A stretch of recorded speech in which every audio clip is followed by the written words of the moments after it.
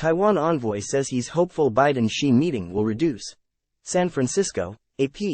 The 92-year-old businessman who represented Taiwan at this week's Summit of Asia-Pacific Leaders in San Francisco expressed hope Friday that the meeting between U.S. President Joe Biden and China's Xi Jinping should help to reduce tensions between the two superpowers and in the region. Chang, the founder of the microchip giant Taiwan Semiconductor manufacturing company, also suggested the meeting could help to promote economic stability and reliable supply chains. You don't have to be a leader to know that if there is no peace, there is no supply chain to start with, Chang said at a news conference at the close of the Asia-Pacific Economic Cooperation Summit. Chang said the Biden-Xi meeting was a good one, pointing to their agreement to resume high-level military communications. Time equals 400 ms greater than.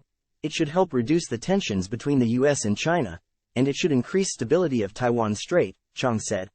Taiwan, a self-governed island of 23 million people, remains the thorniest issue in US-China relations, as Beijing and Washington clash over its sovereignty. Tensions have flared in recent years as Beijing increases military pressure on the island, which it claims to be part of Chinese territory and vows to seize by force if necessary to achieve national unification. Chang, representing Taiwan, left, and Thailand's Prime Minister Sretha Thavisin, arrived for informal dialogue and working lunch at the annual Asia-Pacific Economic Cooperation Summit, Thursday, November 16, 2023, in San Francisco. AP photo, Godofredo A. Vazquez. Washington has a security pact with Taiwan to deter any armed attack from Beijing and has stepped up its support for the island. The U.S. insists the matter must be solved peacefully, without taking a side. Time equals 400 ms greater than. It was a high priority when Xi and Biden met Wednesday for 4 hours at an estate outside San Francisco in their first face-to-face meeting in a year. Xi sought assurances from Biden that the U.S. would not support Taiwan's independence and requested that Washington support China's peaceful reunification with Taiwan. China will realize reunification, and this is unstoppable, the Chinese president said. Biden, meanwhile, urged Xi to refrain from military exercises in and around the Taiwan Strait. Since September 2020, the Chinese military has been sending warships and warplanes near the island on a near-daily basis. In August 2022, Beijing fired missiles toward the island and blockaded it for days after Nancy Pelosi, then the House Speaker, visited the island despite Beijing's objections. Biden told Xi that Washington remains unchanged in its policy toward Taiwan and that it opposes any unilateral changes to the status quo from either side. We expect cross-strait differences to be resolved by peaceful means, Biden said. Sun Yun, director of the China program at the Washington-based Stimson Center think tank, said Washington won't accept Beijing's new demand to support peaceful reunification. This is categorically different from the U.S. goal that the resolution of the Taiwan issue must be peaceful, which does not impose a precondition on what the outcome will look like, only that it must be peaceful, Sun said.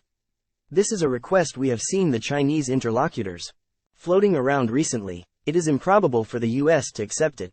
In San Francisco, Chang represented Taiwanese President Tsai Ing-wen in attending the summit because Beijing opposed Tsai being present.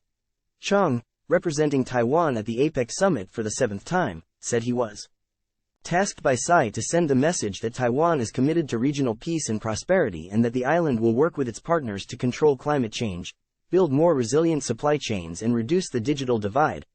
I think I've done it. That I tried my best to convey the 4 messages, Chang said. Time equals 400 ms greater than. Chang said he had many interactions with Biden, thought there was no formal talk, and said he spoke with senior U.S. officials, including Vice President Kamala Harris, Secretary of State Antony Blinken and Lael Brainerd, Biden's economic advisor. Chang said he also had serious discussions with at least half of the leaders of the 21 economies in the region, including Japanese Prime Minister Fumio Kishida, on issues such as regional peace, economic development and supply chains, but that he didn't speak with Xi during the summit. President Joe Biden and China's President Xi Jinping walk in the gardens at the Filoli estate in Woodside, Calif. Wednesday, November 15, 2023, on the sidelines of the Asia-Pacific Economic Cooperative Conference.